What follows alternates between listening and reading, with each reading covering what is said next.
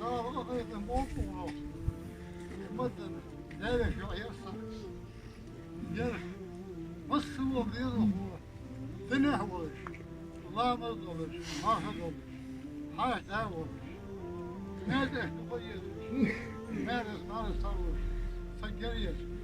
Yani bu hizmetine öyle olur. Mesela karşıma sağlığı ediyorlar. Deh doğuşu. Ya nerede doğmuş diye kadar. Tuğurmayı bana soktular diyorlar. Neyse o iş. Eğer oraya çalışıyor. Geçti.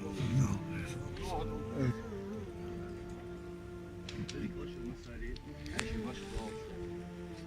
İşte beş ört, doğal beş daha hızlı koyduk. Yımıttını, lağımız doğuş, marka doğuş, ahta, sarı doğuş, sakiyer, yerde, usunda bir sol.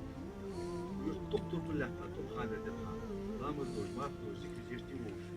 Duk Kur'an değişiş naha, sağlık yaş, işte, dödoyan sakır bir sol. Umutun bir solda bu İngilizce mehkedi, tun hoca diyorlar. Talha hamd olsun. Umat ne yapıyorsa, inşallah adına inşallah olur. Ders kabisi. Ders kabisi, ders kabisi. Kaşoğlan, kaşoğlan. Ders bir yok. Biz de hamd ediyor. Başta da şu da ya. O hoş değil mi? Tuş hoca, hoca. Bismillah, hoş bismillah, bismillah. Bismillah. Büyük tohul koy, hoş değil de rahat. Daima زين ور واحد ورا ديما ديك بوش دمرز بوش ديك دي ديك اسمه بوش بس حمل بيجا داري اصلا دا بقيتهم دا جيش من دا يسمع بدو ورا بوش Efendim yapıyor.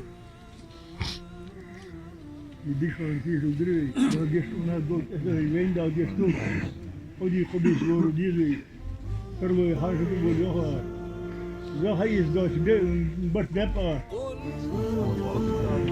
Jeniye, Ruzaniye,